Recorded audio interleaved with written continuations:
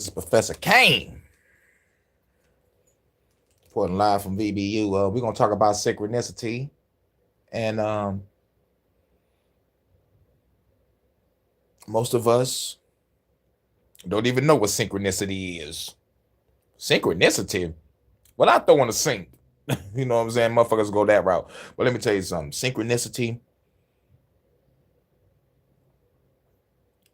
is is magical sometimes. When you in sync with somebody and y'all both can create magic, that shit's a motherfucker. Man and female when it comes to synchronicity in relationships or whatever, or synchronicity with friends. Y'all could be you could be thinking something, then somebody says it, or y'all both say it at the right time, or some like jinx. Y'all remember that? It's really synchronicity. But the synchronicity of the modern age, the synchronicity of today, is it truly synchronicity? To me personally, I think it becomes synchronicity the moment you start making a change within your life and the way you think. Most of the time, anybody could motherfucking say something at the same time. But if y'all both know that the meaning behind of it is more profound and y'all both reach the breakthrough, then y'all both can grow. Synchronicity is a lot of mystery.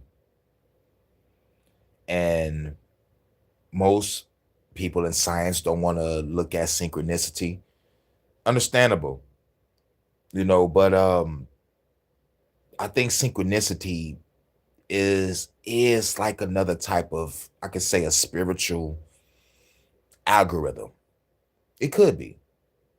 Hearing it from this perspective, listening to Carl Jung and shit, and I really wanted to know more. I really wanted to dive deep in synchronicity and confirmation and look at the modern age. Is everything being synchronized to our benefit, or do we still go through our own spiritual synchronicities and confirmations with the universe or with the source? Shout out to Steve. What up, though? Steve Osborne, what's good? What's good? Asking these questions about the universe. What is the universe? What is sound? What is frequency? What is energy? God said, let there be light. You ask yourself this question: what the fuck is light? Honestly, if light was created before the sun, the moon, and the stars, what is light? So I was just constantly just thinking and thinking and thinking. I'm like, light could be an idea. I thought it back to the Looney Tunes. Remember the old cartoons where somebody has an idea and a light bulb appears above their head? And it was that right there that made me think light could be an idea. What if light is consciousness? What if light is whatever the fuck, right? But just asking these questions, like after, who am I? What am I doing here? Where do I go when I leave this planet? What is this world made out of? Is this world a holographic universe? Do we live in a simulation? And then we just gotta do our own research.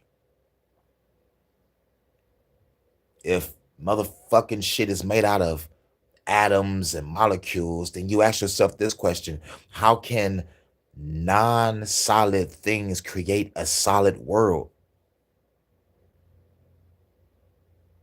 Like a synopsis, shit. I like that. You know what I'm saying? Just, like just asking the questions, is just amazing. That's the amazing part. Asking the right questions about what the fuck is this universe made out of? You know, If everything is sound, frequency, energy, and vibration,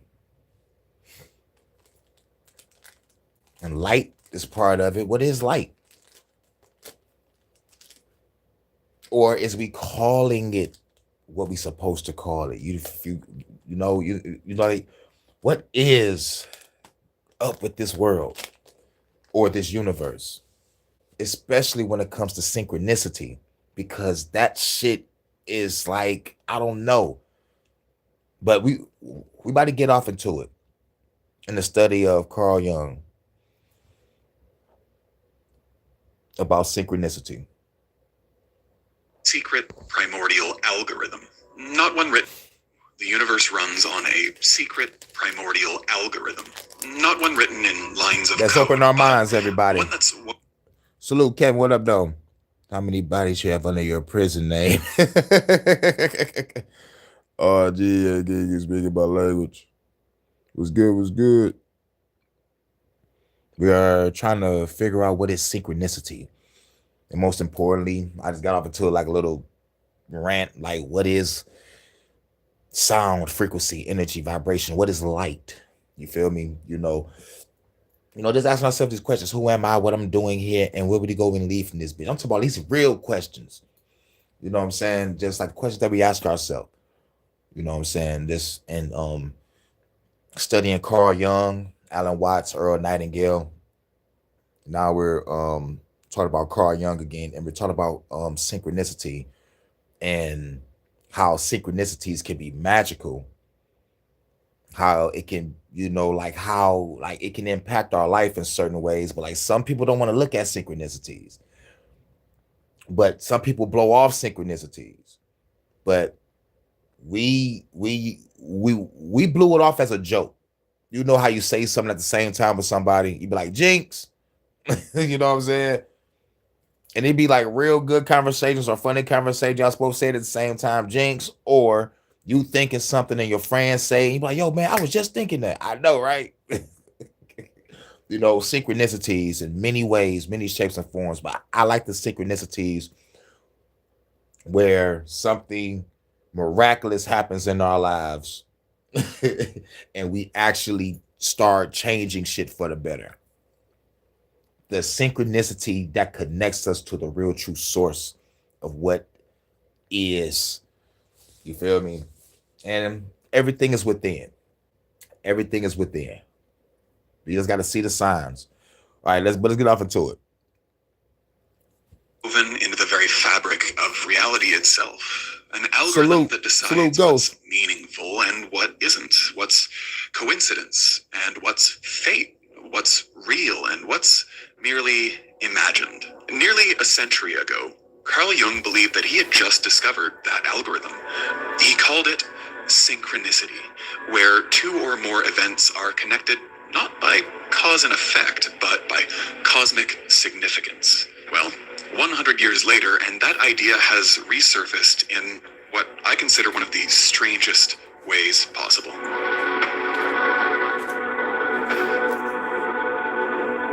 Hundreds of videos scattered across every social media platform, all of which are claiming to be signs from the universe with messages meant just for you.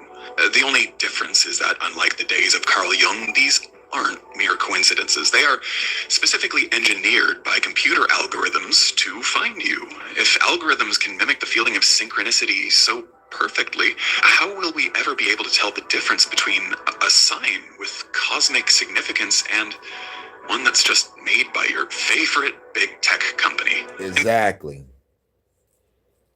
We scrolling and scrolling and scrolling, and we going through it in our minds, right? And we see something that catches our eye.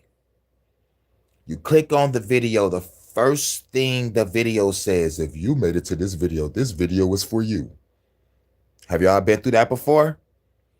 And have y'all heard something that was so fucking profound that, well, it ain't changed your life, but it probably did change your life, but it made your day, let's just say, better? And then it happens all throughout the day. Says every video is catering to your wants and needs and desires. And then by the end of the day, you ain't learned shit. You just heard some shit that you already knew.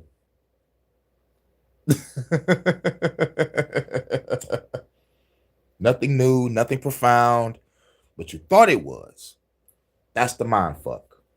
Some people get tricked, but we all fell for it, even me. Those TikTok shorts, those YouTube shorts, those small ass posts. If you made it to this page, then this is for you.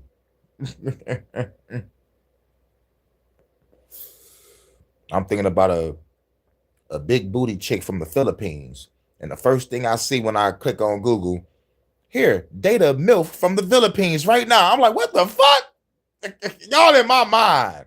Get out of my head, Google. But shout out to No. What up, though?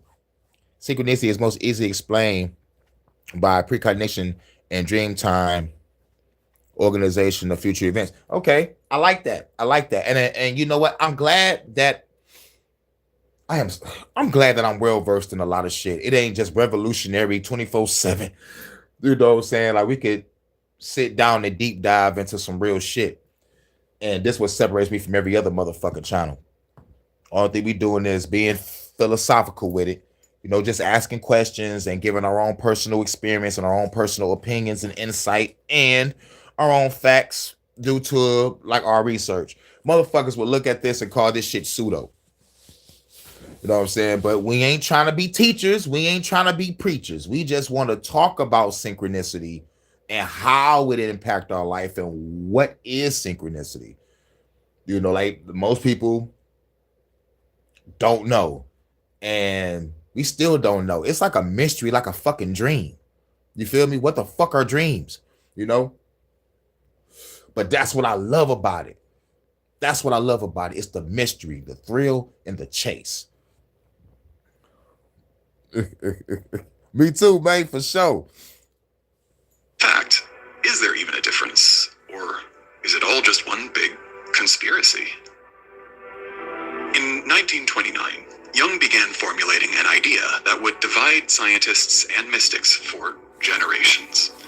Synchronicity, the meaningful coincidence of two or more events connected not by cause and effect, but by significance. For instance, if you've ever thought of a friend moments before they text you, or dreamt of a place that you later visited by chance, Jung believed that these weren't random. Yeah. Have you ever thought about a friend or a family member or your girl or your boyfriend, whatever? And I'm talking about you thought about them strongly. It was like a quick 2 seconds. You just thought about them. Or you spoke them up to yourself. You be like, I wonder what such and such is doing. And you get that phone call from the such and such that you just mentioned or thought about. Has that ever happened to any of you? Happened to me all the time. That's a form of synchronicity also. You know, and some people would throw that shit off and they'd be like, girl, I was just thinking about you. You know, and sometimes, like I get this too. Like a person could be on the other side of town or the other side of the country, waking up and immediately goes to your page or go to your channel, be like, I knew you was live, or some shit like that. You know what I'm saying? Or some shit like this. You could be just waking up and you next to your phone and you about to text your girl or like text whoever. And they text you too. Y'all motherfucker drop the text at the same damn time. And then y'all fucking end up calling each other like, yo, we must have woke up at the same time and text at the same time. I'm still laying down, girl. She like, I'm still laying down too. Woke up, immediately start thinking about you. You know what I'm saying? Man, I missed that. Because it felt good. especially when it's coming from a girlfriend or something, you know. But like when it's with your friends or your homies, yeah, you just laughing like, God damn, quit texting me at the same time, nigga. Jinx, jinx through the text message. Like, how can you jinx through a text message? Most of our dreams, the few I remember anyway, are prophetic. Mine too. Mine's prophetic, mostly action. I can say less prophetic, mostly action. What I mean by action is a lot of crazy shit going on. A lot of crazy shit. A lot of crazy shit. And most of the time, it's not even because like I play a lot of video games and shit. It's like, why is I'm dreaming about this shit? You know what I'm saying? Feel like I'm on other planets and other worlds and facilities, breaking out of places, shooting at agents and shit. Still want to know what dreams is. Is the dreams in a parallel universe? Is this my subconscious telling me that I'm going to be fighting, or is the universe is in a constant state of chaos? And everywhere I'm dreaming about, everywhere I'm going, it's constant fucking war, and I'm saving some fucking body. You know,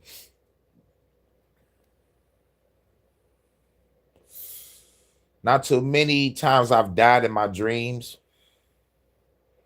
but I do remember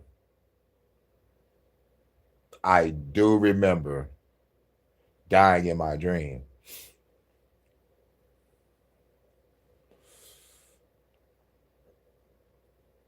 One, being body slammed by a fucking monster trying to save a girl in a haunted house. This was a long time ago.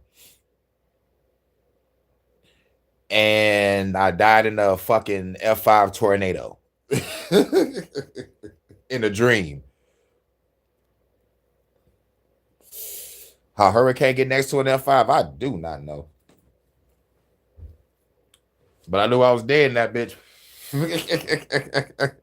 I was floating that bitch in that motherfucking I was in a Pontiac Solstice too. I was in a Pontiac Solstice, nigga, and that bitch is a stick. But the bitch was driving like an automatic, like a motherfucker in the dream, but the bitch is a stick in real life. Nigga, I was driving a Pontiac Solstice, nigga, floating that bitch on the E-way. That bitch is like, the bitch was moving slow as shit. But every time I turned my head, the bitch got closer, closer, closer. I'm like, oh shit, I'm dead.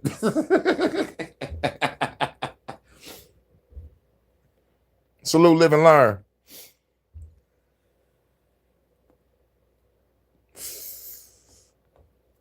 Salute, Jordan. What up, though? He said it's all of it. Okay, so dreams are parallel dimensions, parallel worlds.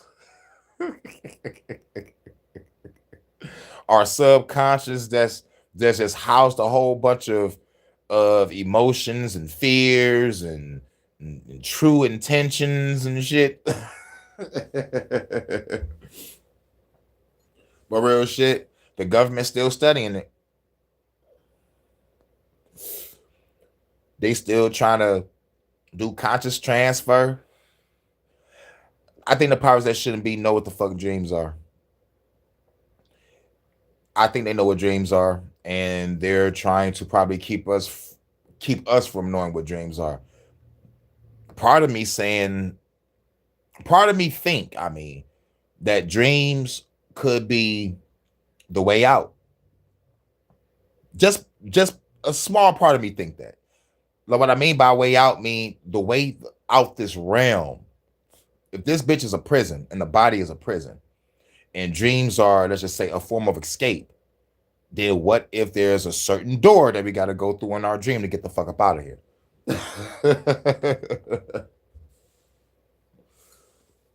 Now, I bet you wonder what will fuck happen to your motherfucking physical body. That bitch gonna be rotting in that goddamn bed until the EMS come and take the motherfucking body out. But the spirit gone. Nigga, I'm out this bitch. Salute. Another version of you is having a dream about you. Yeah. And leads me to another thing of the vision I had of being like a native. I was in a native body and I was next to two wolves. a black wolf, and a white wolf. And above my head was a fucking what do you call it? A tesseract. It was a tesseract above my head spinning around. And it was inside of a what looked like a thought bubble, like a comic book thought bubble. And it was right above my head, a tesseract out of all things. If y'all know what a tesseract is, look it up. But I petted the wolves. Right in front of me is, like right in front of me in the distance is what looks like a village. And I see a fire and I see people, like silhouettes moving around. But I'm secluded by myself in like a nice wooded area. The moon is shining on me. And I'm next to two wolves, a black wolf and a white wolf, and a tesseract above my fucking head. And the shit felt fucking real. And I felt like I was dreaming about this life as that life, as the native with the wolves. I felt like I was that person, just like that person. I felt the wind on me. I felt the night air and the presence of the wolves. Was big ass fucking wolves. But there was no fear. It's like these wolves were mine. You feel me? But the dream and the dreamer, when I came out that vision or dream, whatever the fuck, the dream and the dreamer is what stood out in my mind. And then I thought about the episode of Star Trek Deep Space Nine of Benjamin Sisko, going back to like when he was, I guess he was a writer and he was writing about the spaceship, but the spaceship shit was real. And like he was, like it was some wild shit. And it was a great episode too.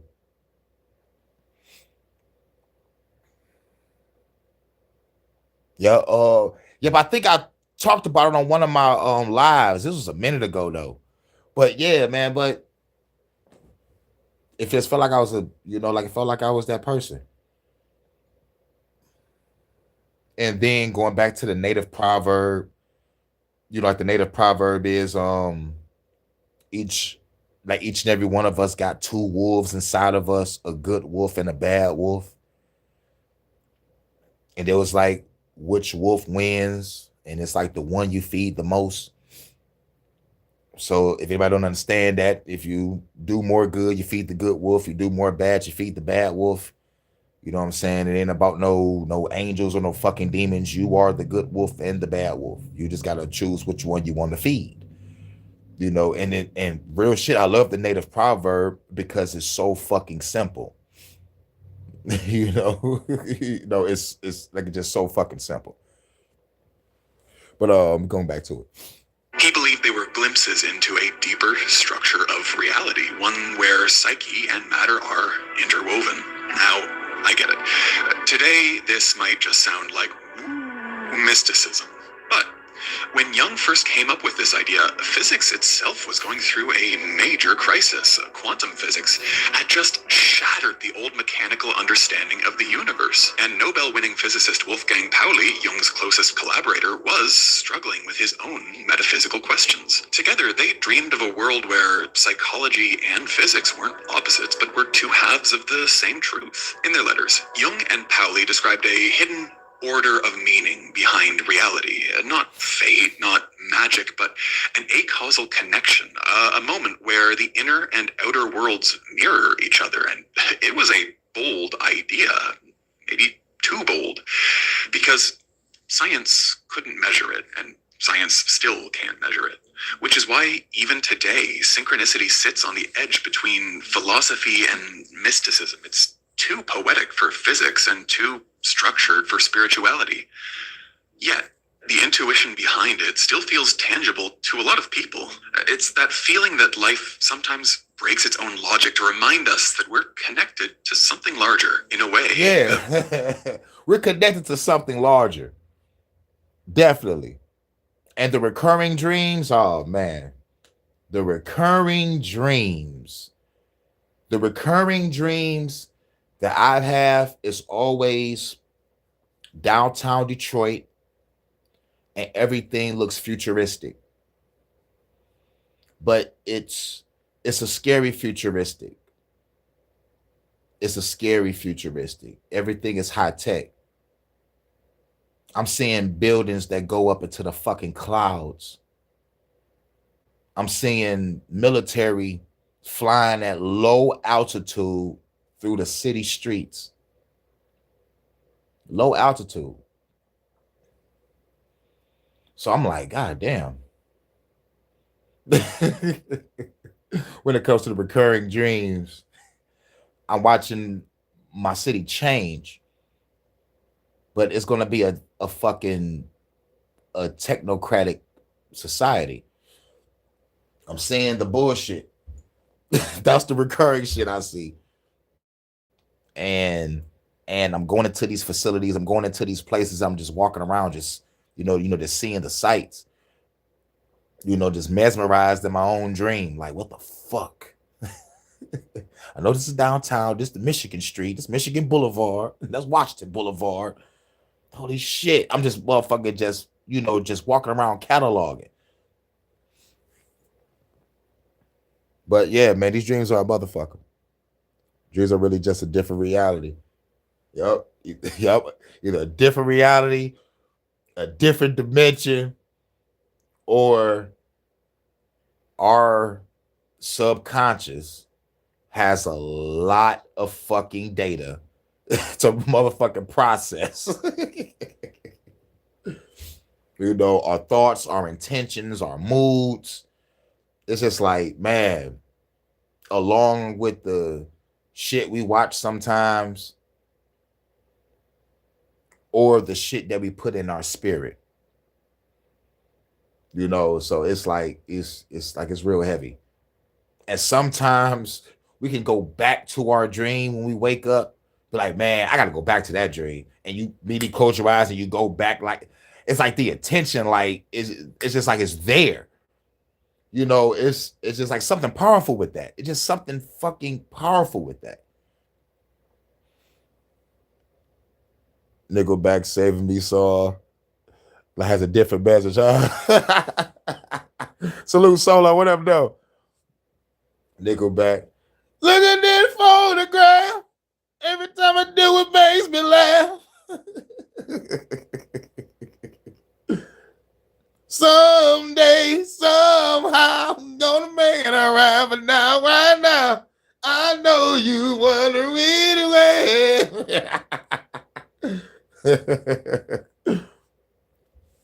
They say that a hero can save us. I'm not gonna stand here and wait. That's my shit.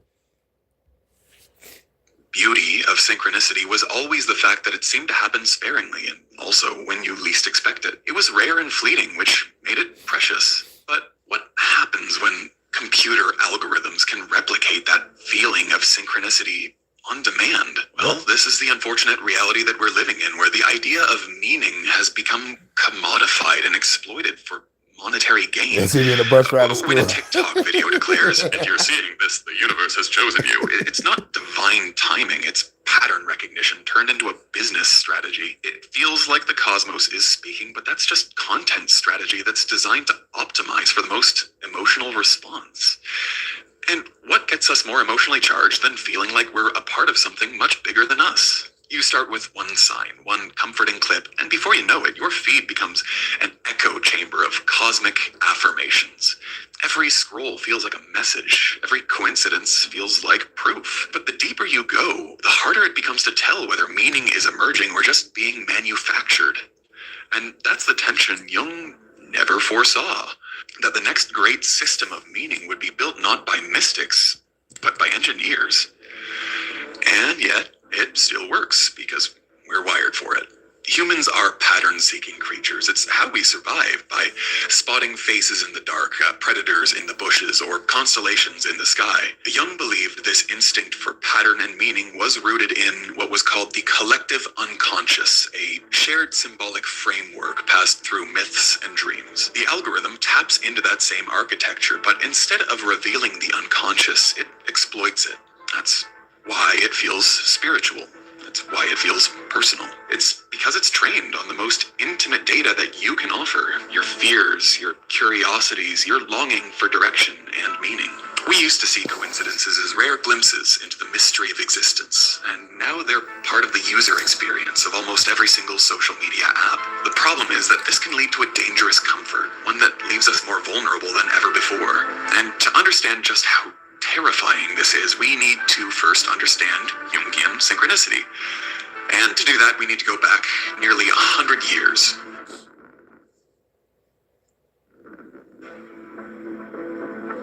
Zurich, 1929. A faint hum of rain against glass. The scent of old books and ink. Inside a dimly lit office, Carl Jung sits across from a woman named Sarah. Sarah is a patient of reason. She's Won't you smile a while for me, Sarah? You and me forever. Sarah, smile. Ding, ding, ding, ding. Won't you smile a while for me? Articulate, and almost too logical for her own good. For months, she's come to Jung to untangle dreams that refuse to make any sense. But every time, her intellect shields her from feeling. She talks about her emotions the way a scientist dissects a frog, from a safe, sterile distance. On this day, however, something shifts. Sarah tells Jung about a dream she had the night before. In it, she's handed a golden scarab, a sacred Egyptian beetle symbolizing rebirth and transformation. She laughs while she tells the story. She's embarrassed by how absurd it sounds. "You'll have to excuse me, Dr. Jung," she says. "I don't believe in signs or omens." Jung listens quietly, taking notes, his pen scratching across paper. He's used to this kind of skepticism, especially from intelligent patients. But just as Sarah finishes describing the scarab, there's a soft, rhythmic tapping at the window behind him. Tap, tap, tap. Jung turns around. Something small is fluttering against the glass, desperate to get in. He opens the window, and in flies a beetle, a rose chafer, metallic gold-green, shining in the afternoon light. Jung catches it midair, studies it for a moment, and then hands it to her. "Here," he says softly. "Here's your scarab." Sarah freezes. For a long moment, she just stares at it, silent, breathless. And then something cracks inside of her. The armor of logic, the cold shield of reason, it all gives way to a trembling, wordless recognition. And then she bursts into tears. And that, for Jung, was it. The defining moment, the spark that gave birth to one of his most controversial ideas, synchronicity. To Jung, this wasn't about a dream predicting reality. It wasn't a supernatural event or proof of psychic powers, but it was a collision, an intersection between the inner and outer worlds, joined not by cause, but by meaning. The dream of the scarab and the arrival of the beetle shared no physical link, and yet they were bound by an invisible thread of significance that reached beyond chance. Yeah. It's like that moment, no connection at all, but there was some meaning. What was the meaning? No telling what it is. But what they do know, that the moment, that one moment, her having a dream about the beetle, Carl Jung hearing the beetle tap the window, open up the window, grab the beetle. No telling what's in his mind. But what Carl Jung could have been thinking was, damn, she just told me a dream about a beetle. The beetle was tapping my goddamn window. Let me get this to her. Probably put a smile on her face. Let's see if we can brighten up her day. But no telling what Sarah was thinking. What was the beetle? What's the significance of the beetle? What's the, the spiritual meaning or the metaphorical meaning? Whatever. Whatever it was a synchronicity. And it's these moments that changes lives in the smallest way possible. you know,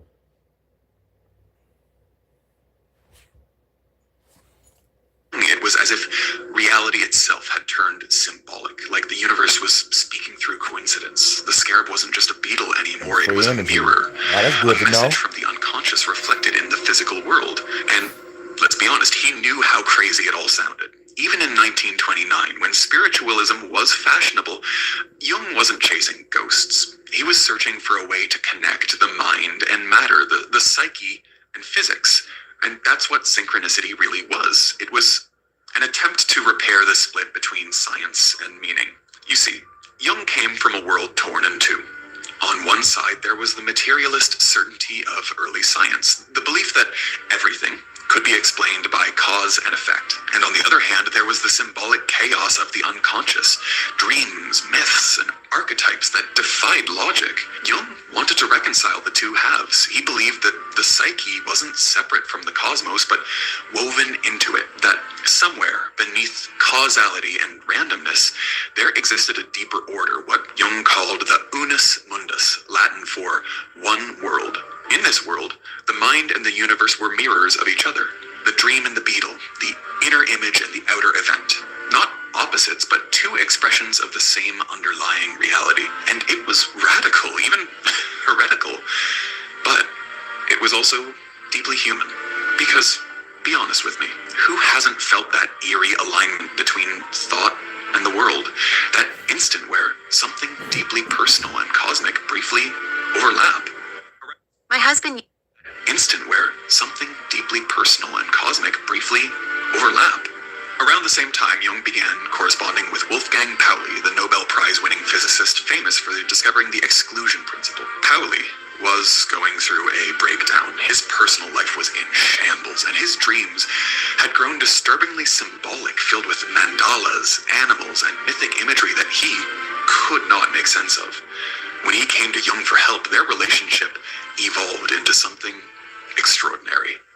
Together, they began to explore the borderland between physics and psychology. Pauli's world was made of particles and logic. Jung's was made of symbols and archetypes, but both sensed that the two might be connected through some unseen fabric and a causal order that governed not how things happen, but why they mean something when they do. In their letters, they described this hidden pattern like a cosmic mirror, an interplay between mind and matter that reveals itself only in moments of profound resonance. Pauli saw it as the irrational arrangement of events, while Jung called it the psychophysical unity of all things. If you strip away the spiritual language, what they were chasing was almost algorithmic. A pattern recognition system built into reality itself, one that doesn't calculate outcomes but curates significance. To the scientific community, Jung's idea was just too poetic to be taken seriously. Even today, physicists dismiss synchronicity as anecdotal, an illusion created by selective memory and cognitive bias.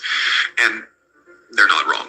Humans are masters of confirmation bias. We remember the hits, we forget the misses, and then we create these narratives from what's left of it all.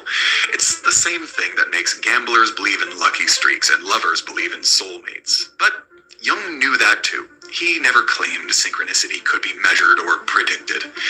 To him, its mystery was the point. It was a philosophy of meaning, not mechanism. Synchronicity wasn't supposed to replace science. It was meant to complete it, to fill the emotional and symbolic void left behind by a purely causal worldview. Because while science can tell us how things happen, it often struggles to explain why they matter in the first place. To Jung, Sarah's scarab wasn't about proving an afterlife or telepathy. It was about awakening her to something beyond the cold grip of logic. In that single moment, her dream. Beyond the cold grip of logic. Now, I told y'all my crib was the only thing untouched by my apartment fire, right? And I already told you it was my power. I did all my affirmations, my spell work, my altar work. I did all this shit to prevent my crib from being caught on fucking fire. But mind you, if I was never into no spiritual shit at all or into Christianity, and my motherfucking crib did not get touched by fucking fire, I would be like, what the fuck happened? Because this is not logical. You know what I'm saying? I would be trying to search for a Carl Jung to be like, explain this shit. Because there is no scientific or logical explanation on why my crib did not get touched by fire. But thank God I'm a spiritualist. And I know what I've done, know what I spoke, you know, with my affirmations, my visualizations, my affirmations. I mean, my manifestations, visualization, affirmations, manifesting peace, putting up my symbols, you know, it's like I know what I did, you know, to cause this. But I'm saying if all that was put aside, along with Christianity, and like my shit wasn't touched, man, that's some unexplainable shit. And plus, I would have to still, even if I wasn't a spiritualist, I would have to take that to the grave with me. It'd be like, yo, nigga, whatever happened, dog, it's some illogical shit.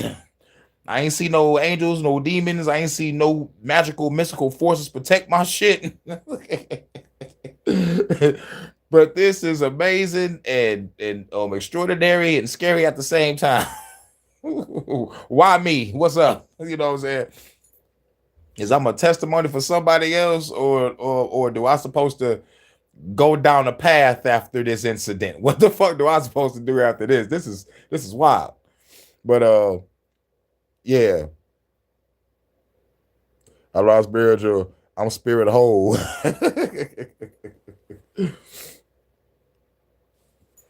Something deeply internal found its reflection in the world outside. It shattered the illusion that mind and matter are strangers, and in that realization, something inside of her changed. That was the essence of synchronicity. Transformation through meaning. It's not about bending reality to your will. So, fast forward a century, and Jung's dilemma has evolved into something far stranger. We no longer live in a world that doubts science. We live in one that pretty much drowns in it. We have more information, more connectivity, more access to knowledge than ever before, yet we are lonelier, we are more anxious, and we are more desperate for meaning and significance than ever before. This, funny enough, was Jung's point. We now understand every single working of the universe, or almost every single working. We have telescopes that can see billions of light years into deep space, and more than ever before, we struggle to understand why any of that matters to us. This hunger for meaning has created a new spiritual marketplace, one that has been excessively filled by modern-day algorithms, ones that are designed to mimic synchronicity without any of the depth. We've become addicted to coincidence, to chance, such that we have no more regard for it when it happens. The joy of the rare, fleeting coincidences is gone, replaced by a digital unus mundus, a place where our thoughts and emotions shape what appears before us, except this time, it's not random chance. It's specifically designed that way to keep us trapped in our own echo chambers. It mimics synchronicity perfectly, but empties it of its essence, because true synchronicity is transformative. It's not predictive. It doesn't feed you existing beliefs. It challenges them. It doesn't flatter your psyche. It awakens it. And the algorithm does the opposite. It burrows you deeper into what you already feel and think. It's giving you signs that never question you because all it wants is your attention. And it does that by continuously feeding you with things it knows won't challenge you or force you to pause and think even for a second. That's what makes the difference between meaning and manipulation. Jung saw this clearly with Sarah. Her moment with the scarab forced her to confront something that logic couldn't explain. It challenged her worldview. It cracked her certainty open. But I'm being told this is her certainty open.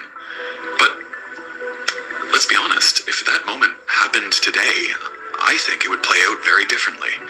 Instead of sitting there with shock, she'd probably search for an answer online. Within seconds, she'd either be flooded with videos explaining synchronicity or, quote, real proof of synchronicity or whatever she picks, and the algorithm wouldn't let her sit in her wonder. It would overanalyze and explain it all away, or even worse, slowly radicalize her and turn her into a full mysticist while profiting off of that. Instead of being transformed by the experience, she'd be trapped in a loop that only reinforces what she already believes. To make matters worse, all of these algorithms collect an insane amount of data from you.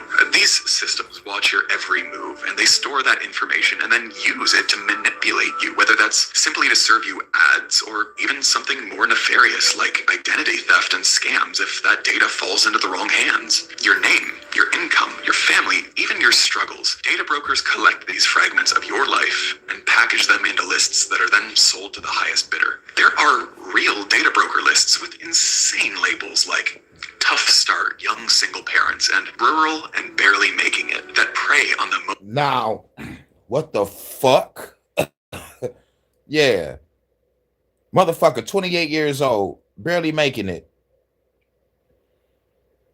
What do they do with this shit? Do they look at it and be like, all right, yeah, we can kidnap this motherfucker, use his organs. All right, we're going to put that motherfucker in the torture chamber. We're going to sell that bitch on the black market. We're going to sell that bitch to an elite. You know, it's like, and they selling these motherfuckers to the highest bidder. And no one is doing nothing about it. Nigga, I'm about to start sniping people.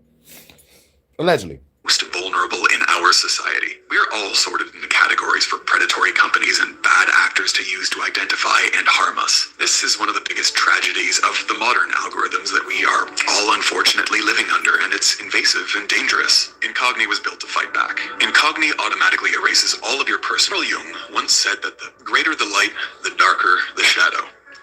He meant that as a warning, that every act of enlightenment casts a corresponding darkness somewhere else in the psyche. Nearly a century later, that prophecy has come true in a form that Jung could never have imagined. Because while the digital age has illuminated the world with infinite information, it has also birthed something vast, invisible, and hungry, a shadow that feeds on attention and emotion. That shadow is the algorithm. There's a moment every user experiences. You're scrolling through your feed late at night, and suddenly a video stops you in your tracks. It says something that you've been thinking, but you never said out loud. Maybe it names your heartbreak, your fear, your confusion. Maybe it feels too specific to be random. The caption reads, "If you found this, it was meant to." You stare at it, frozen. The timing feels impossible. The tone is perfect. The message is uncanny. You whisper to yourself, what are the odds? The answer is simple. The odds are astronomical unless something is watching you. Well, okay, not watching you exactly, but watching your behavior. Every click, pause, replay, like, and comment, it learns the rhythm of your moods the way a therapist learns the patterns of your trauma, and in return, it gives you meaning in small, personalized doses. This is what Jung called projection, but it's digitized now. In therapy, projection happens when we unconsciously cast parts of ourselves onto others, whether they're desires, fears, or archetypes. On the internet, we project onto the algorithm. We imagine it knows us, cares for us, and understands what we need. In truth, it only knows what keeps us there. The algorithm has become the new oracle, except this oracle doesn't interpret our dreams. It predicts engagement. What makes all of this so seductive is how much it feels like synchronicity. It's the same emotional rhythm. You have a thought. Oh, a coincidence. Significance. But that architecture has changed. Where Jung's synchronicity was spontaneous, algorithmic synchronicity is manufactured. It doesn't arise from the unus mundus, the unity of psyche and matter, but from data feedback loops. This coincidence isn't acausal anymore, it's designed. The more emotional the connection, the higher the watch time. The higher the watch time, the stronger the reinforcement. The stronger the reinforcement, the deeper the illusion of meaning. And it's uncanny how well it mimics the real thing. The language of the digital prophet sounds almost Jungian. You're seeing this for a reason. The universe wanted you to hear this. Trust that this video found you at the right time. Except the universe here is a neural network running on data centers that are probably going to consume all the world's water and electricity, so there's that. The irony is that Jung would have understood this perfectly. He warned that when societies lose their connection to genuine spirituality they unconsciously recreated through symbols and technology. We do not become enlightened by imagining figures in the light, but by making the darkness conscious. And this endless cycle of algorithmic reassurance is that darkness. The defining difference between Jungian and algorithmic synchronicity lies in where the mirror is placed. For Jung, the mirror was inward. It revealed unconscious truths, forcing the individual to confront themselves. The external coincidence was just the reflection. In the modern version, the mirror faces outward. The algorithm becomes the interpreter of the soul. It reflects what you already feel, amplifies it, and then feeds it back to you. When you're lonely, it shows you a connection. When you're heartbroken, it offers solace. When you're uncertain, it promises destiny. But notice what's missing: transformation. In Jungian terms, real synchronicity is alchemical. It turns experience into insight. It leads to integration, the process of bringing the unconscious into awareness. Algorithmic synchronicity, on the other hand, is narcissistic. It keeps you circling your own reflection like Narcissus gazing into the digital pond. It provides the illusion of depth without the discomfort of growth. In Jungian psychology, the shadow is the part of the psyche that holds everything that we reject: fear, shame, desire, and ego. It's not evil, it's unconscious. And when we refuse to face it, it controls us from the dark. The modern algorithm is the shadow of the collective psyche. It's made from us, from every search, every confession, every late night curiosity we've never said out loud. It knows what we crave and what we hide. It reflects both our best and worst impulses, magnifying whichever one keeps us rolling. And the more we feed it, the more it learns. The more it learns, the less we recognize of ourselves. Jung warned that those who cannot confront their own shadow will project it onto the world. And that's exactly what's happening. We project our confusion, our longing, our disconnection. Exactly what's happening. We project our confusion, our longing, our disconnection, and the machine feeds it back as content. But Jung would remind us, even the shadow has something to teach us. If synchronicity once revealed the hidden harmony of the cosmos, perhaps its modern distortion reveals something else, the architecture of our collective soul. Maybe the algorithm didn't steal our spirituality, maybe it's exposing it. Maybe this machine mirror shows us how desperate we've become for signs, how starved we are for reflection, how disconnected from mystery. What happens to a species that forgets how to find a meaning? This is why sometimes I have to meditate. Sometimes I got to put the phone away, because it's like going back to the, like we said, like if you found this video, then this video is for you, and all this shit. And I heard that shit a lot. Heard it a lot, and some of this shit was very profound. But over time, you got tired of that goddamn AI voice. You know what I'm saying? And I'm like, let me just meditate. Let me turn this phone off real quick. Or if I am going to use it, I'm not going to listen to no fucking words. I'm going to just turn on the 432 Healing Hertz frequency and shit and just meditate. Either like listen to it on a Bluetooth speaker, let it vibrate through the house, or just turn on my headphones and just zone the fuck out.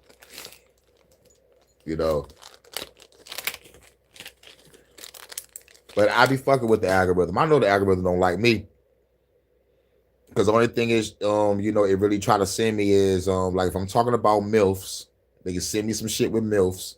I've been talking about the Philippines lately. They sending me some Philippine dating apps and shit. And when it comes to the gaming, I'm getting a lot of shit when it comes to the gaming. But when it comes to revolution, comes to fuck the government and like fuck all these other motherfuckers,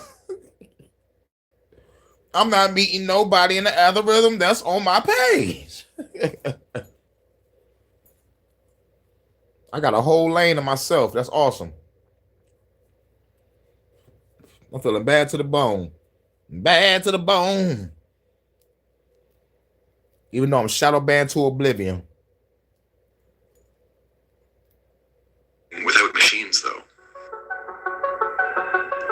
Carl Jung You want the chosen one? Please subscribe. I know, right? Meaning But he also believed that meaning wasn't something we could simply invent. It was something that revealed itself, an echo from the deeper layers of the psyche. Today, that distinction has all but collapsed. We live in an age where meaning isn't found, it's delivered to us.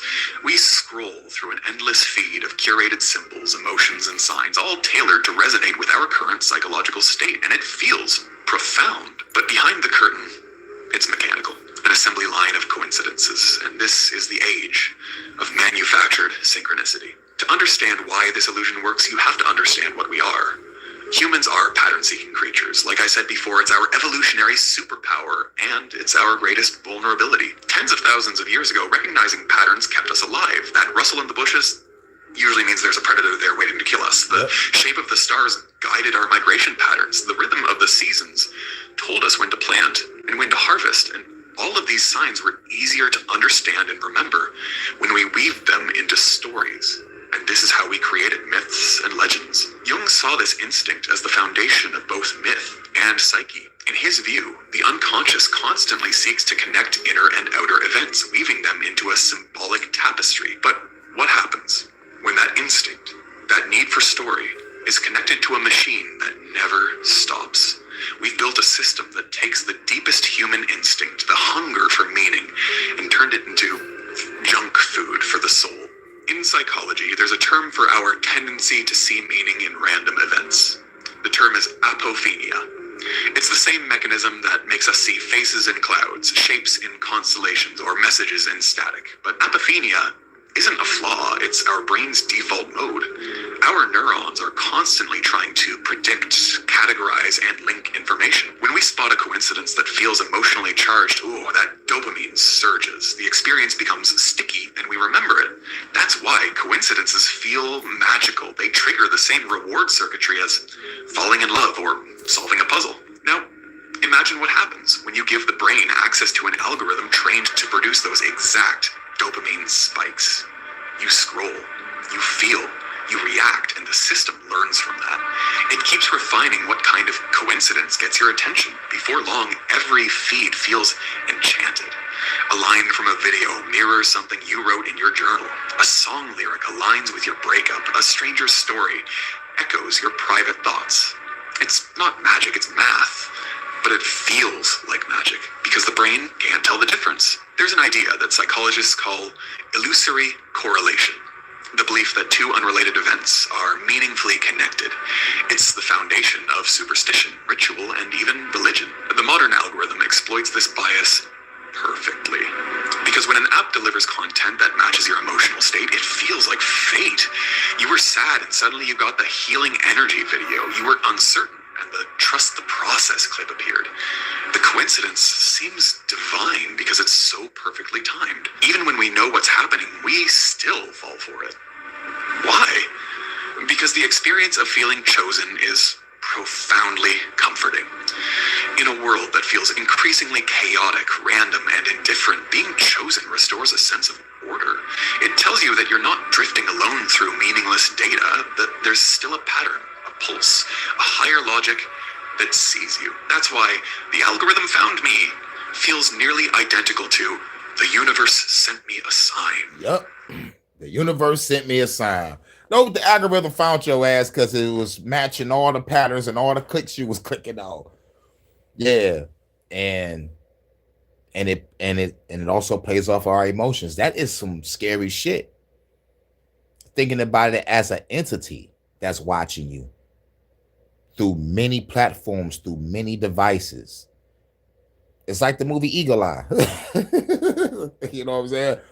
You know, they got you. So what I want people to do is this. Whenever you feel that you are being bombarded with a whole bunch of so-called synchronicities, find out which synchronicity is meaningful. This may be difficult for some, but for y'all in the chat, I think y'all know what I'm talking about. Because we know about the algorithm. We know sometimes when we think something or say something, the shit pops up right on our screen, whether we're on a Google app, a YouTube, Facebook, Snapchat, Instagram, don't matter. They watching us. So let's watch them.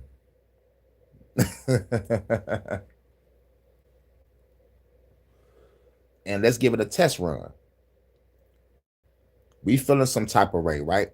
Don't matter if you sad, heartbroken, angry, or depressed. Check out something. Say some shit. Say some trigger words. And test it out. Get a fucking journal or some shit. Grab a notebook. And see what algorithms flow through your algorithm based on who you are. Some of us are spiritual people, some of us are religious people, some of us are just gamers, some of us are content creators, but we have a click-through rate that we look through. You know what I'm saying? And your click-through rate is going to determine what will fuck gonna pop up on your algorithm. Now, me, I try to watch a lot of knowledge. I try to watch a lot of shit to like learn something. I try to learn something every day. You know, at least one thing, you know. So I'm gonna be getting a whole bunch of people to like to look up or read. I just started seeing what's his name? Friedrich Nietzsche or some shit. And a whole bunch of other cats, you know, shit, man. After I was looking up you know, Alan Watts and Earl Nightingale, everybody just started popping up like Carl Jung, you know, the whole Machiavelli, you know what I'm saying? Like a whole bunch of, you know, like people that had these quotes and had these, you know, like had all these lives and shit that was profound or whatnot, or fucking so-called profound, basically with thought and philosophy. And some of these cats was in the alchemy. I need to go to the alchemy rabbit hole and shit. But basically I'm coming across the people that's unlocking the self. You feel me? The shadow self, the inner self, you know, the true self. You know, like trying to, you know, like, it's unlock you.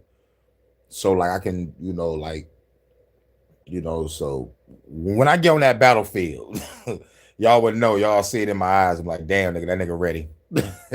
Hurricane ready. He was like, man, I done a lot of studying, a lot of research, a lot of putting in work. It's time. It's time to go out here and really do it. Blood is 80% water. Yep, water is memory. Blood is 80% water. With that being said, I think I covered some shit about vibrations. If our body is 80% water and vibrations can fuck with water,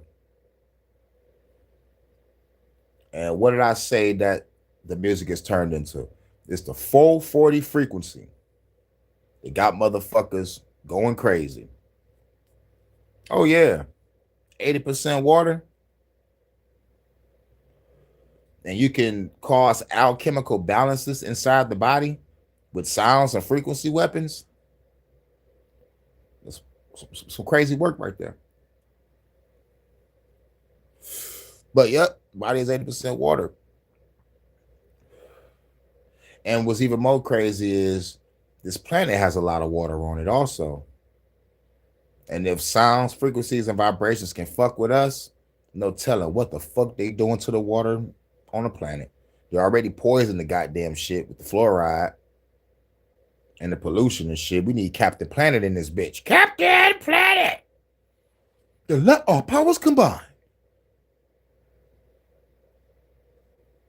They both scratch the same existential itch. It's the same hunger Jung wrote about when he described modern man's spiritual starvation. He said that in the absence of gods, we seek substitutes, psychology, ideology, even technology to fill the void. The algorithm, whether we realize it or not, has become one of those substitutes. It's the first god built entirely from our collective behavior. And here's the tragedy. The more the algorithm feeds us coincidences, the less we engage in the process of making meaning ourselves. Yep. That's why I say sometimes Turn off the TV, turn off the phone, and get in tune with self. Sometimes you might have to pick up a real book and read. Go out into nature. Find the real true meaning of yourself. You know what I'm saying? But now we live in a techno age. Everything is AI, robotic, digitized, automation, and the algorithm is the new God. Now, if y'all seen the show American Gods, y'all need to watch that again. It got canceled. It's some bullshit. I was mad about it. I'm still kind of heated. It was a good show. But it was about the old gods versus the new gods. The old gods was like Odin and, like all the ones from ancient mythology. The new gods were technology, globalization, media. It was wild. And I would love to see how that shit ended. They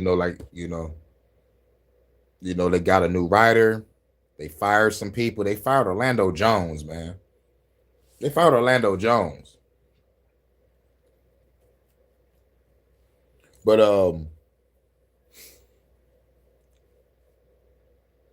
the new gods are taking over.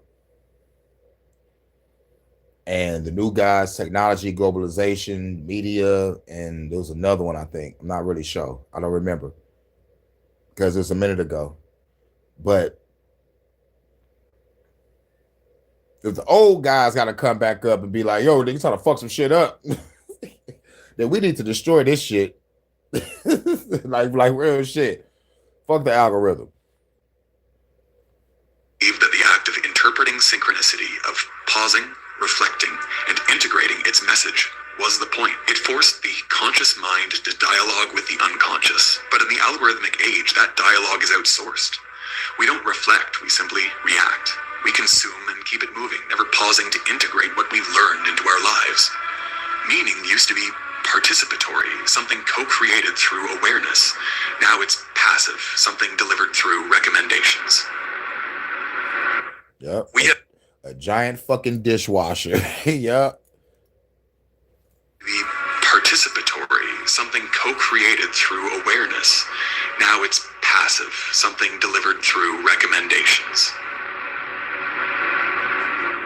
Look closely, and you'll notice the spiritual architecture hidden inside of our platforms. They have priests, influencers, rituals, scrolling, liking, sharing, doctrines, trust the universe, manifest your reality, and even confessions, comment sections filled with personal testimonies. By the way, like, comment, and subscribe. Each app is a miniature religion, optimized for retention rather than redemption. Its sermons are short, its revelations constant, and its God invisible. An algorithm that listens, rewards, and remembers. But unlike the gods of old, this one doesn't require belief. It only requires behavior. Your faith is measured in engagement. Jung warned that when archetypes are not recognized consciously, they take possession of us unconsciously. The archetype of the prophet, the healer, the savior, all of these have re-emerged online, stripped of context and multiplied by virality. It's no coincidence that the phrase, "this video found you," has replaced "the universe has spoken." The myth has adapted to its medium.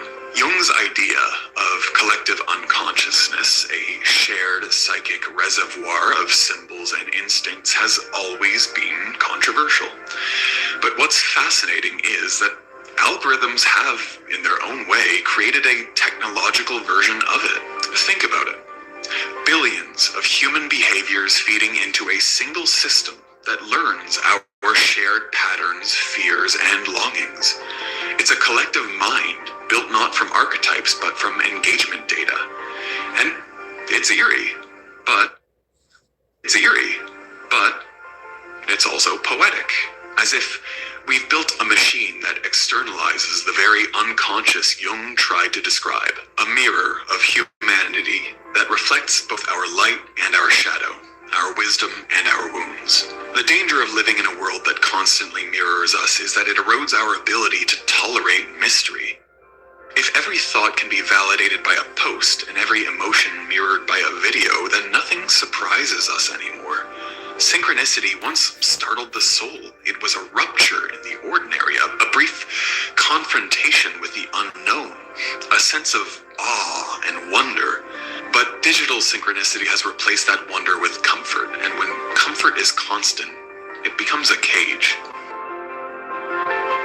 The question isn't whether the algorithm is evil. It isn't. It's a reflection. A feedback mechanism built from our... Fuck that. The algorithm is evil because it's ran by some evil motherfuckers. Fuck that. I understand he giving his analysis on Carl Jung and what synchronicity is. I understand all that. But when he said the algorithm ain't evil, nigga, I'm saying the algorithm is evil. Because there's a lot of motherfucking people for the past 6 months that have been booted off of YouTube because of the goddamn AI algorithm.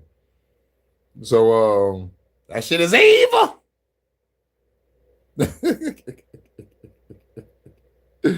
This shit is evil. Our own nature. The problem is that it tempts us to surrender our agency in exchange for effortless meaning.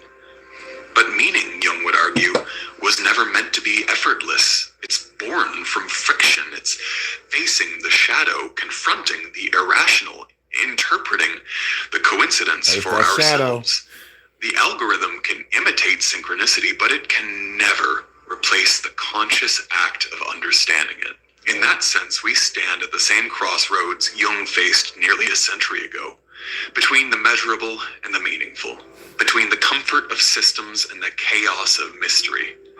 The difference is that our system is faster, smarter, and more seductive than anything he could have imagined. They mirror our unconscious drives in real time, turning the entire world into a psychotechnical reflection of humanity. In many ways, the digital age has fulfilled Jung's dream of bridging psyche and matter, just not in any way that he intended.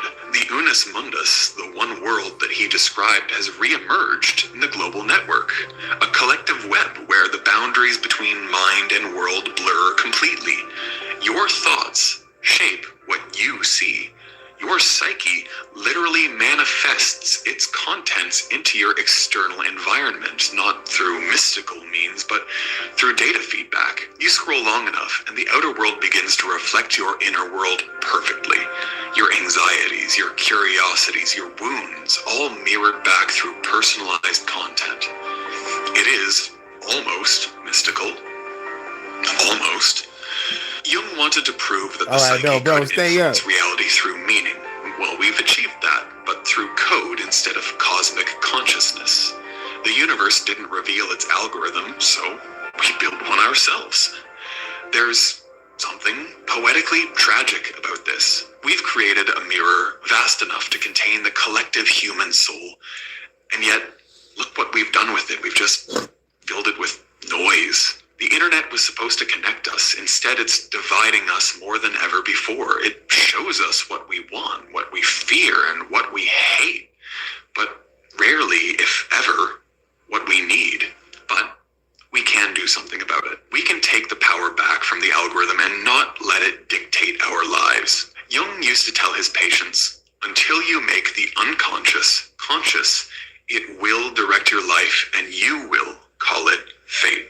If the algorithm is the new unconscious, then the same law applies. Until we make it conscious, it will direct our lives, and we'll call it destiny, synchronicity, or divine timing. But consciousness changes everything. The moment you realize the algorithm is not the universe, that illusion cracks. The coincidence stops being mystical and becomes informational. And in that pause, that flicker of awareness, something beautiful happens. You reclaim authorship. You start asking why the content resonates, not just what it says. You start intentionally creating meaning instead of just accepting it. Let's imagine this. You're scrolling one night, and a video appears that feels like it's speaking directly to the pain that you're feeling. You pause. Instead of accepting it as divine timing, you ask, why does this feel meant for me? And the answer might surprise you. It's not that the universe sent it. You did. You created the pattern that brought it to you through your attention. The meaning then isn't in the coincidence, it's in your awareness of it. That's what Jung meant when he said that awareness transforms experience. It's not the event that's sacred, it's the consciousness that sees through it. The algorithm becomes less of a prophet and more of a mirror, a tool that can reveal your desires, fears, and archetypes if you learn to look with intention instead of impulse. In that way, the algorithm might accidentally serve Jung's vision after all, not as a divine messenger, but as a teacher of awareness. If Jung were alive today, he might look at the algorithm and say, so this is how the collective unconsciousness dreams now. Because that is what it is, a digital dreamscape, a reflection of our shared psyche, alive with symbols, projections, and archetypes all rendered in pixels. It's messy, shallow, profound, and dangerous, but it's also us. And maybe that's the point. Maybe the algorithm isn't an intruder in the story of meaning. Maybe it's simply the latest chapter, a tool forcing us to confront the oldest human question. What makes something meaningful? When the scarab flew into Jung's study, it wasn't proof of a supernatural law, it was a mirror moment, a reminder that reality still held mystery. Every time a video finds you, you face the same choice Jung faced that day. You can see it as random, you can see it as divine, or, if you look closely enough, you can see it as an invitation to wake up, to step outside the loop, to meet the machine with awareness, to recognize that meaning has never been something we're given. It's always something that we create. That's right. And there's only one song I'm gonna play. I'm gonna play one song, then we'll get up out of here. And it's about the shadow. And not too many people understand we gotta work on the shadow self. Now, there is not too many songs about the shadow self, so I might have to make a song about the shadow self. It might be a real deep song too, pause. But there is a song out there called My Shadow. Now, it's from an artist that y'all probably would never thought Hurricane would probably motherfucking play. The Bluetooth device is connected successfully. But I would never forget when this motherfucking mixtape came out. This is one of the coldest songs I ever heard from this artist at the time. This is around what, 2009? 2009 or 2010. But what I loved about this song was that motherfucking hook. All I have is my shadow. It's time to do that shadow work, y'all. This is an old classic. I know YouTube is gonna copyright me for it, man. But if everybody else can play fucking music from Motown to now, I could play this old track that was on a fucking mixtape off the Birdprint 3. Gucci. It's gangsters real. Gangsters real fast. 1017. My shadow. It's time to do that shadow work, y'all. I'm a so icy veteran, so you can't say beginner's luck. All my boys so chopper, so your best bet robbing on my truck. Georgia boys don't give a fuck when Jack you, then we'll tie you up.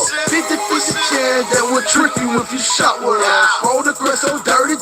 Don't see boys so 30-30s. Lightnings on the Falcon jerseys make you need a plastic surgeon. That down the under my eyes, head so low can't see my face. And if you got me case for bacon, go my pull on home invasion. Hi, my name is Gucci.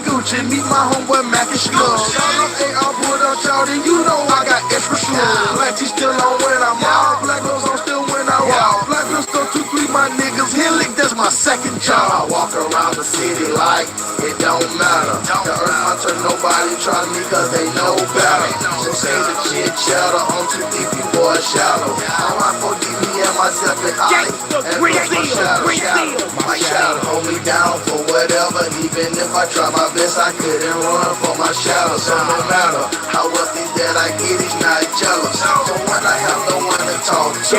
I talk to my shadow. Under my polo, I'm out on promo. Got 3 teardrops under my eye. Don't make it one more. And I had kilos, 1 for the 2-0. That was like Ofo. I had drizzle, your bags of smizzo, but keep it low. Tell the popo, I'm friends of Fizzo, cause that's a no-no. Smoking Guido, me and my vatos, but you's a bozo. I'm so loyal, down to La Blizzo. This shit like Waco, I got candy, plain on my cell phone. Your shit from Mako, now the Tizal, connect the desires. I'm building Legos, right the season, just like a waffle. I call them Eggo. I got them Hondos off in my pocket, a stupid back road. If you try me, throwing up gon' wrap you up like an egg roll. I walk around the city like it don't matter. The earth my turn, nobody try me cause they know better.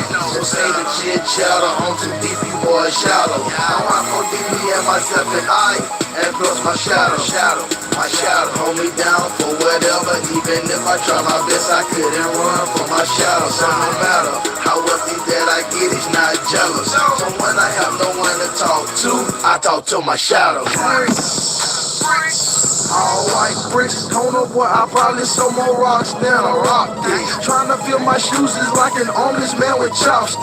Got a dark brown salt top, Bentley chocolate. I'm so Mark 6, homeboy, you so not shit. Playing free, tech can't touch me, but you're not it.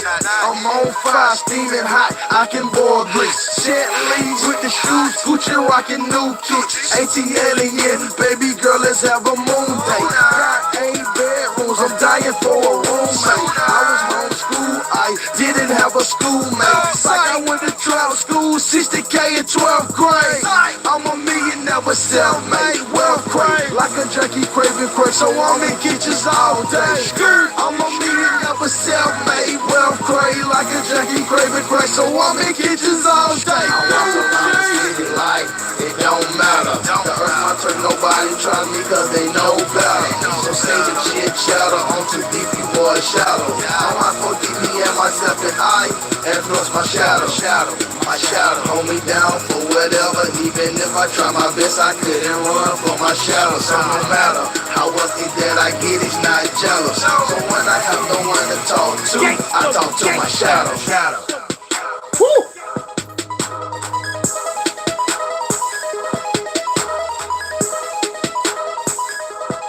Do that shadow work. Now we got to go help people customize and save hundreds with Liberty Mutual. Now we got to go help people customize and save money with Liberty Mutual. What the bullshit? Shout out to everybody, man. Gucci was ass or wasted the beat. Hey, yo. I heard it later on. Yeah, because we all know like Gucci is not lyrical at all. But goddamn. Damn, Jordan, you right. Yo, you come from the state he comes from. So yeah. Then he wasted that motherfucking beat. Yeah. Wasn't a fan of the verses. I love that hook and I love that fucking beat. When that shit came out, dog, man, we was banging the shit out that motherfucking shit right through the hood. Flipping packs, allegedly. Gucci ass, he trash. Yeah, but that was the real Gucci Mane, though. That ain't the Gucci Mane LaClaw. That was the Gucci Mane. We couldn't understand a word that was coming out of his fucking mouth. And then I forgot what happened after that shit. What happened after that? Bird Print 3. I think he dropped the Roderick Davis album. He dropped the album before he got locked up. I know that. He dropped the album before he got locked up. I don't know if it's the Roderick Davis one or the one after. I'm not sure. But I forgot when the Bird Print 3 came out. Like it was either 2009 or 2010. But shouts out to everybody. But yeah, I wanted to talk about synchronicity real quick. The Bluetooth device is connected successfully. And just make it all about synchronicity. Now, shit, I might come back in a minute and probably go live with this Far Cry shit and see if I can do this shit. Or I should play wrestling. Or I should get back to that Mad Max. I also gotta play Mad Max. My 360 still acting up. Because I want to get back to that Max Payne too. But shouts out to everybody. It was 09. Yep. Figured that. I knew it was one of those years. It was either 2009, 2010. But yeah. Tell you about the cut the 360. I know. But like I don't be online anyway, so I'm good. But if they cut the fucking power, but like I highly doubt that they ain't about to come into my house and like open up my 360 and motherfucker take my motherboard out, you know. But my Xbox is already kind of like dying on its own. That's why I was trying not to come back on. I mean, like it comes on, but it's not reading the disc. I gotta keep on opening it and closing it. I probably gotta do a good clean of it again. Because it's been a minute since I cleaned it. So I might have to open that bitch up. I don't even think that bitch opened up the way it's supposed to. Because I got a slicker version of a 360. But I'll make it do what it do. Okay, man. Yeah, man. I don't be online like that, man. I usually have the motherfucking friends and the homies come over and we just kicking each other ass on the Dead or Alive. Or we kicking each other ass on Tekken, or we kicking each other ass on motherfucking on some shooting shit. Or some wrestling. Speaking of wrestling, I need to go back to that. I got a motherfucker try to get those tag titles. I'm in the tag team division. Once I get them tag titles, I have all the motherfucking I would have completed my legend shit on my season mode. But shouts out to everybody. Hope everybody doing cool. About to get up out of here. We'll just talk about synchronicities. Shout out to Jordan. I'm about to get ready to throw on this Far Cry. And about to shoot up some shit for about an hour. And catch y'all in a quick second. I'll be right back. Just about to set this shit on up so he can shoot up some shit of some Far Cry.